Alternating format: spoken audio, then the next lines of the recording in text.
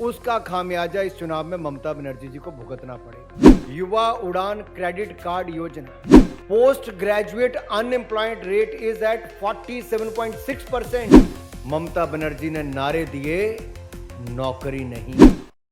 कुव्यवस्था, अत्याचार, भ्रष्टाचार और बेरोजगारी के और तुष्टिकरण की राजनीति जो हुई, उसका खामियाजा इस चुनाव में ममता बनर्जी जी को भुगतना पड़ेगा। 4 मई आएगी, तृणमूल कांग्रेस जाएगी। 4 मई आएगी, ममता बनर्जी जाएगी, क्योंकि बंगाल के युवाओं ने ठाना है टीएमसी को हराना है। कई नामों से आज टीएमसी जानी जा रही है: terror, murder, crime, terror, money laundering, cut money. और युवाओं में आक्रोश क्यों है? क्योंकि युवाओं में बेरोजगारी सिर चढ़ के बोल रही। मैं उन सब आंकड़ों पर आऊंगा, लेकिन सबसे पहले जनता आज भारतीय जनता पार्टी के साथ क्यों खड़ी है? क्योंकि भारतीय जनता पार्टी ने यह वायदा किया है और ये मोदी की गारंटी है, हम सरकार बनाएंगे और बंगाल के अनएम्प्लॉयड यूथ, बेरोजगार युवाओं को 3,000 रुपया महीना देंगे।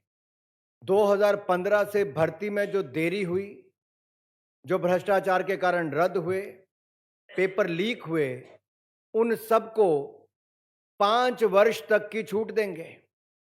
एक बहुत बड़ी बात है। 1 करोड़ रोजगार, 3,000 रुपया प्रति महीना बेरोजगारी भत्ता और 5 वर्ष की छूट।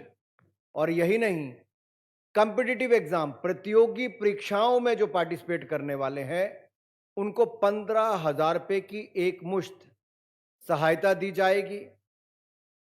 और जो रद्द किए गए स्थायी पद हैं, उनको निर्धारित समय सीमा के अंदर बिल्कुल पारदर्शी तरीके से भरेंगे, ट्रांसपेरेंट सिस्टम से भरेंगे। और मेरे युवा साथियों के लिए बंगाल में तो एक और बड़ा अवसर आ गया है, युवा उड़ान क्रेडिट कार्ड योजना। ये युवाओं को उड़ान के पंख लगा देंगे।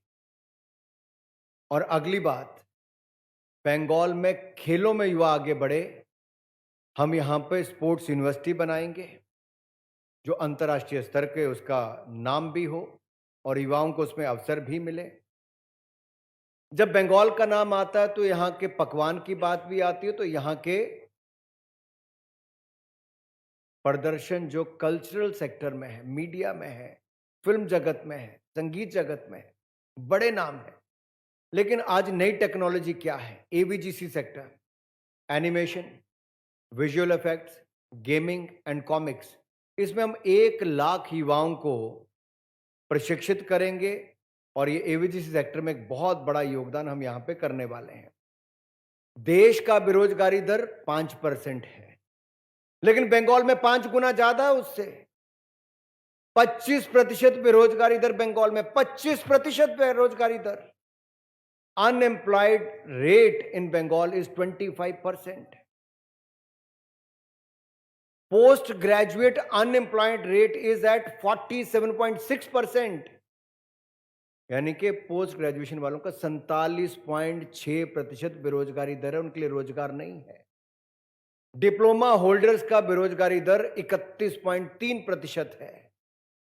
ये जो पलायन हुआ, माइग्रेशन हुआ, ये बंगाल के युवाओं का 45.3% माइग्रेशन महाराष्ट्र में हुआ जो जॉब ढूंढने गए, और लगभग 34% पलायन नई दिल्ली के लिए हुआ जहां पे जॉब ढूंढने गए। इसी तरह से कर्नाटक के लिए भी हुआ।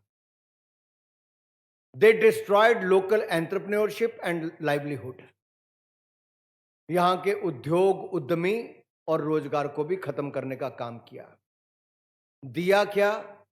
रीपैकेज स्कीम दी, खोखले वायदे और नारे दिए। जहां पे इंडस्ट्रियलाइजेशन या उद्योग आया नहीं, बल्कि पलायन ही हुआ है। और जो सही मायने में नौकरी होनी चाहिए थी, वो नहीं हुई, बल्कि नौकरी पाने वालों का पलायन ही हुआ।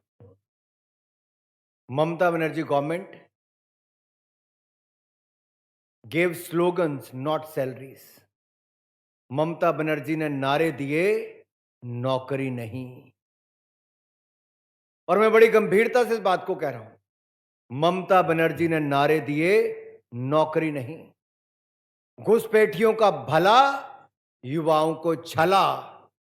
युवाओं की नौकरी पाकर नौकरी ना देकर उनको छला है। यहां चाहिए थी रोजगार देने वाली अर्थव्यवस्था, लेकिन उसके बदले में मिला नौकरी माफिया।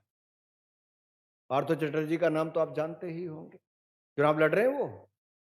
नहीं लड़ रहे हैं। क्यों?